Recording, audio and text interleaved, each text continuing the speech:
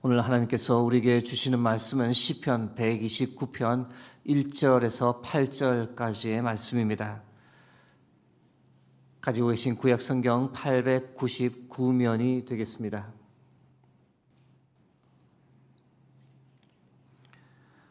허락하신 말씀 시편 129편 1절에서 8절까지의 말씀 교독하겠습니다.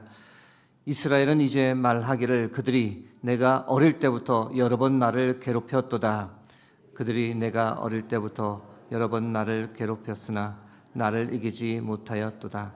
밭 가는 자들이 내 등을 갈아 그 고랑을 길게 지었도다. 여호와께서는 의로우사 악인들의 줄을 끊으셨도다. 무릇 시온을 미워하는 자들은 수치를 당하여 물러갈지어다.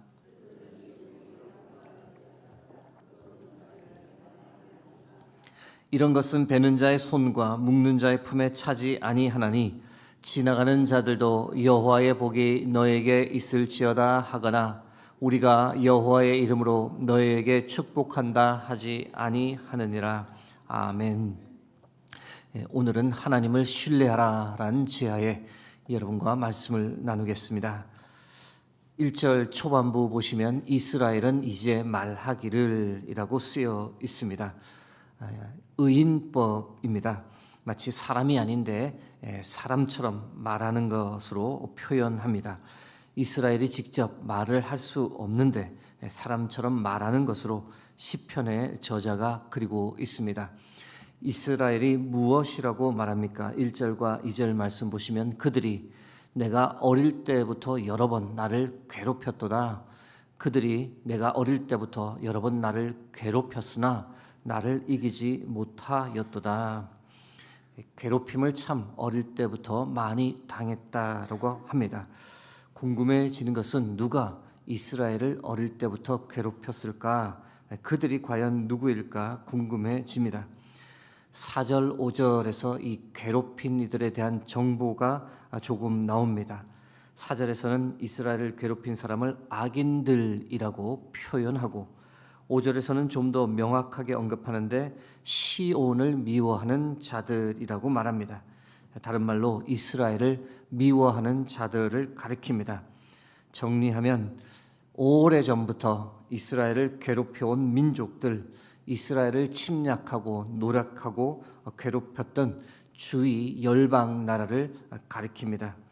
이스라엘은 건국 초기부터 주변 열국의 침략을 수없이 받아왔습니다.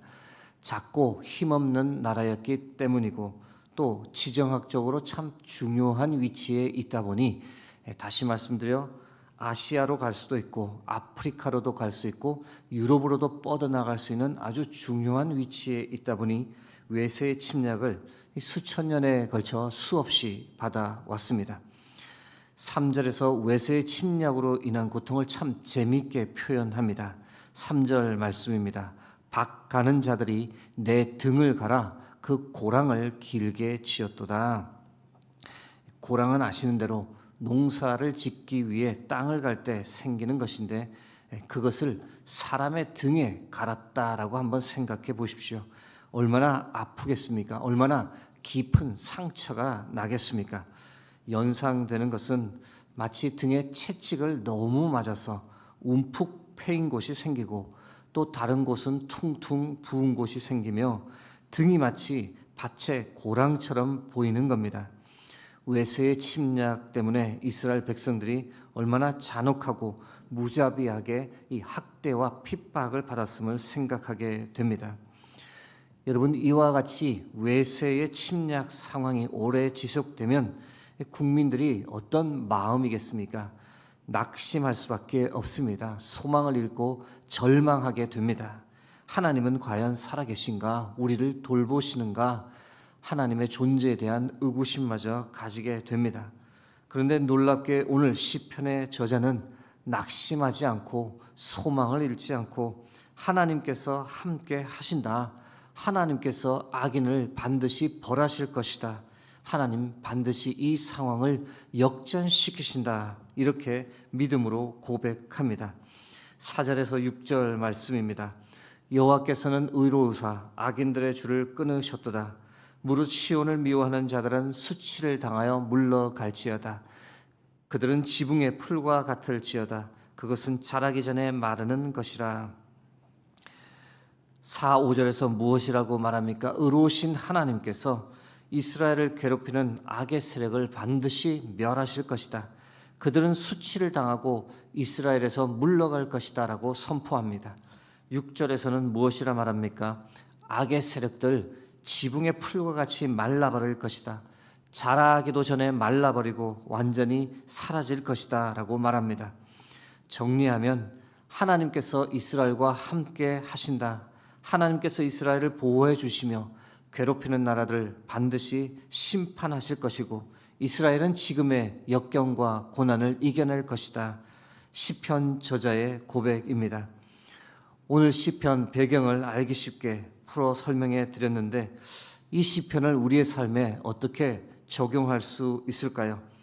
묵상하며 우리가 사는 세상에 여전히 존재하는 이 부정부패 불의를 어떻게 우리가 바라보아야 할지, 때로 우리가 살아가며 억울한 일을 당할 때 그것을 어떻게 생각할지에 관해 적용해 보고자 합니다. 여러분, 우리가 사는 이 세상, 이 정의와 공의가 가득하기를 늘 바라지만 현실은 부정부패 불의가 판을 칩니다. 법이 있긴 하지만 그 법이 제대로 작동하지 않는 경우가 허다합니다. 군사 정권에나 있을 법한 일이 2000년대에도 일어나고 있는데요. 억울한 누명 쓰고 옥에 갇힌 사건입니다. 정확히 2000년도에 일어난 일인데 전라도 익산 약촌 오거리에서 택시기사가 칼에 찔려 숨졌습니다. 범인을 검거하는 과정에서 경찰이 사건과 아무 관련 없는 인근 다방 커피 배달원이었던 청소년 당시 16살의 최모 씨를 범인으로 지목했습니다. 모텔로 불법 연행해 갔고 온갖 폭력과 협박으로 허위 진술을 강요했는데 그것을 견디지 못하고 최모 씨가 허위 진술을 했습니다. 이듬해 2001년에 징역 10년형을 선고받고 감옥살이를 했습니다. 형을 다 살고 2011년 출소했는데 당시 몇몇 경찰은 진범이 따로 있다라고 주장했지만 이 증거 불충분으로 받아들여지지 않았고 대신 최모 씨가 누명을 썼습니다. 얼마나 억울했을까요? 2017년 경찰의 강압 수사 때문에 허위 자백을 했다며 재심을 청구했고 무죄 판결을 받았습니다. 16년 만에 살인 누명을 벗은 건데 다행히 이 경우는 불의가 정의로 바뀌었던 다행스러운 경우입니다. 그러나 많은 경우는 아무것도 하지 못하고 당하는 경우가 참 많습니다. 여러분, 솔직히 말씀드리면 세상은 힘의 원리를 따라 움직입니다. 법과 공의에 의해 움직이는 것이 아니라 돈과 권력에 따라 움직입니다. 이것은 지난 역사를 통해 항상 그랬던 세상 원리입니다.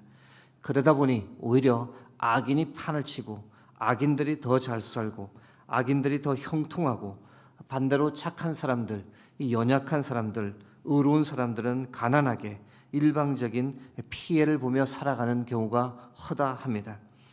여러분도 살면서 억울한 일 많이 당하셨을 겁니다. 살면서 당한 억울한 일 열거하면 참 며칠을 말해도 부족할 텐데 여성이라고 교회에 다닌다고 직장 생활하며 술 못 마신다고 당한 억울한 일이 한두 가지가 아닐 겁니다.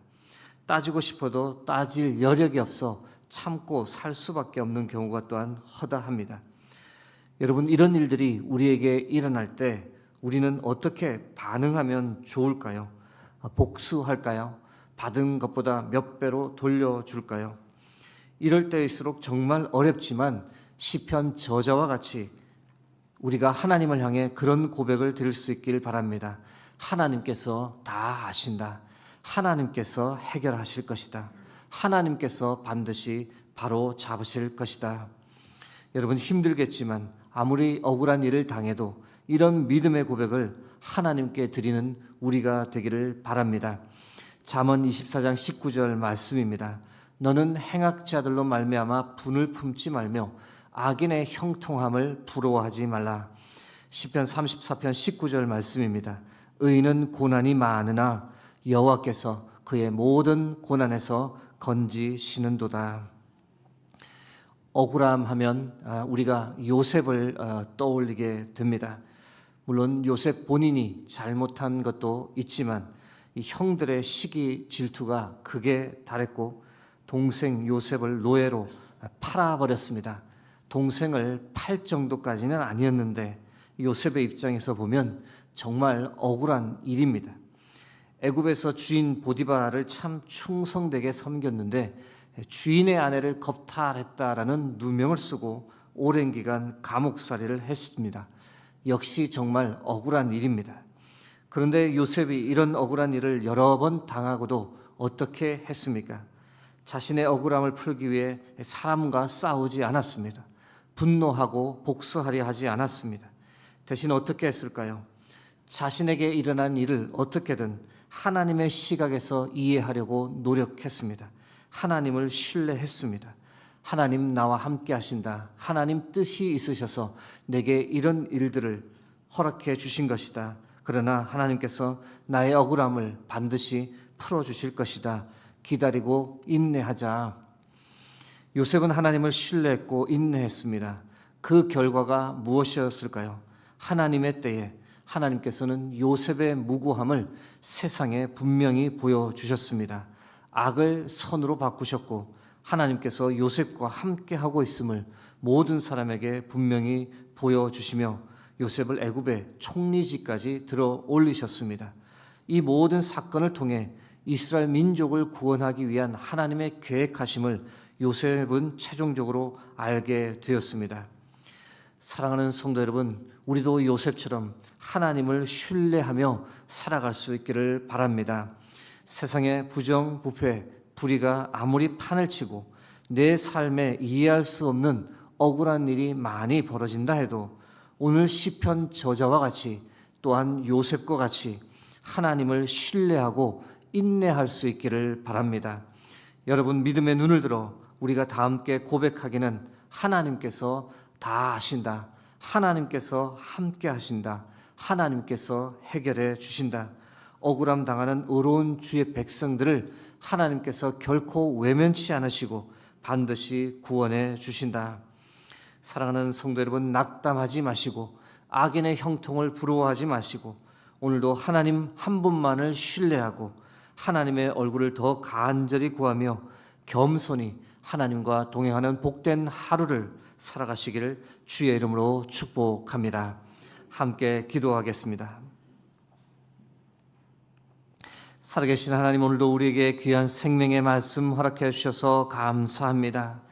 하나님, 살다 보면 참으로 우리가 이해할 수 없는 일들이 많이 일어납니다.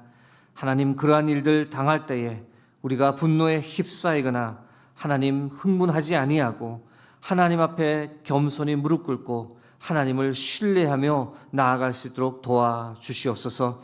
하나님께서 우리의 사정, 우리의 상황을 다 아시는 줄 믿습니다.